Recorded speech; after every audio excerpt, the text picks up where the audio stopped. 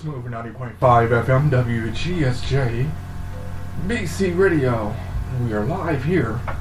Smooth 90.5 FM WGSJ BC Radio. Give me a call. It's 708-343-3906. That's 708-343-3906. Smooth 90.5 FM.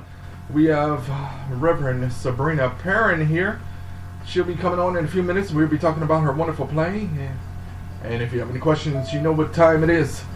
It is 11:54 today. Smooth 90.5 FM, Rob G, broadcasting live on the station of hits. Can you hear yourself loud and clear in the microphone? Yes, we can. All right. You can just pull your microphone just a little closer to you. That's right. Just raise it up just a little bit. No, you're fine. There we go. Perfect. Give me a sound check. Check one, check one. Perfect. You don't got to move it no more. You're all good. All right. All right. Just as long as I got you. That's right. That's love committed. And we're going to play what you can hear. Smooth 90.5 FM. WGSJ. BC Radio. Give me a call. I'd like to hear from you.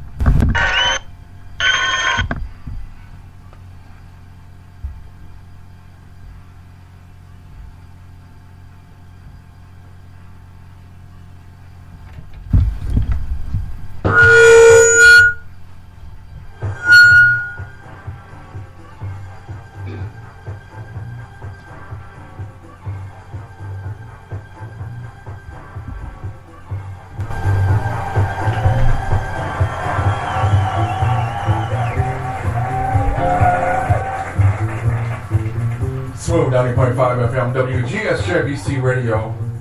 We're live here in the station today with Minister Reverend Sabrina Perrin. How are you doing today? I am doing just well. I'm doing wonderful. Thank you for asking. Well, thank you for coming on out here in this cold weather. So you are a playwright, so tell me a little bit about your play that you have going on at this present time. Well, actually, the play had already taken place, but it's Take Me to the King, The Turnaround.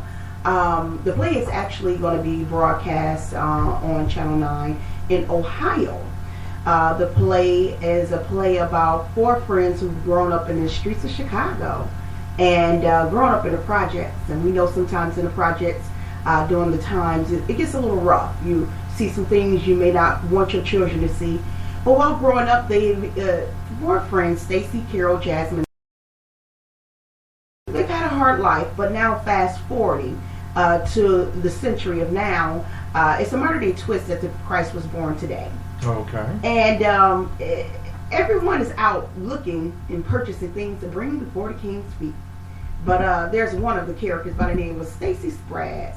The actress name is Tamika Lementino, was played very well by her. She doesn't believe that this prophecy that was spoken of by Isaiah is truly to be fulfilled or not. But she's so busy caught up in her own superficial gifts.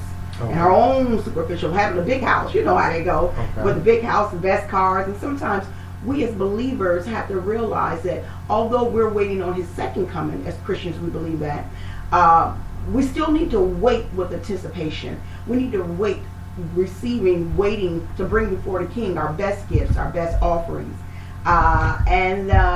It's not until she began to find out some devastating news is when she'll find herself back at the King's feet. So let me ask you this question: What really inspired you of doing this play? Because "Take Me to the King" is I take it as one of your main hit plays. So what was it that inspired you to do this production? Thank you very much for asking. Well, the inspiration, I wish I could say I sat down and was thinking about it for a whole year, but that would not be the truth. The true inspiration came from our son was diagnosed with Hodgkin's lymphoma cancer. That is a form of cancer that attacked a person's lymph nodes. And at the age of 17, during the holiday season, while everybody was out shopping, buying gifts, I was listening to the song called "Take Me to the King," written by Kirk Franklin, sung by the fabulous Tamala Mann. Okay. And I was laying on my bed, lamenting, crying out to the Lord.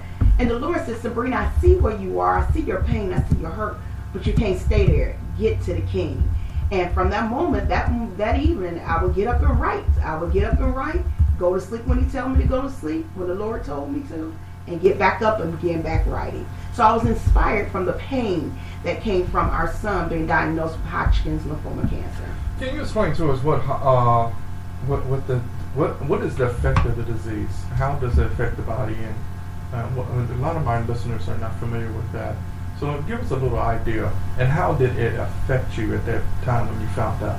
Absolutely. Well, one of the things, your first question is, how does it affect the body?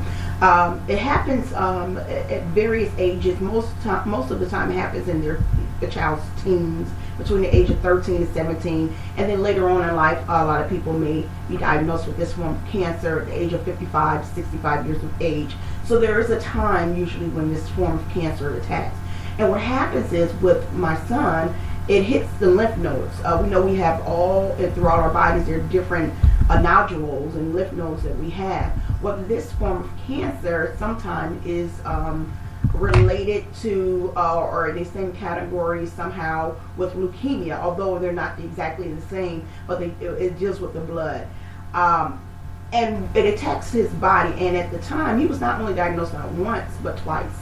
But when we found out, we've heard of a lot of forms of cancer: breast cancer, prostate cancer, kidney cancer, leukemia. But lymphoma, I had never really heard about in our community. And that's what struck my family the most. It felt like we were hit with a Mack truck, because we've never heard of this form of cancer. We've never received any education about it. So we really were devastated. We have little children. So Raymond is my oldest son, but he has siblings as well. So it was very devastating, very hard. And as believers, you may begin to say, "Lord, I'm doing everything I believe I should be doing. What have I done wrong, or where did I go astray?" But oftentimes we find out that even with illnesses like cancer, it has nothing to do with what you've done or didn't do. I think sometimes it's to allow you to go through and see how you handle when you go through. So how has the play entwined with your son's illness? Very much so. During the time, again, as I mentioned, it was my way of getting through. Okay. The play was, I believe in our pain, God gives us creative ideas, creative things to get through the pain. And this was what God had birthed and placed inside me, something new. I had, at that point, I wasn't what you call I was new in the game, if you will. Okay. And it allowed me to escape the reality, but it allowed me to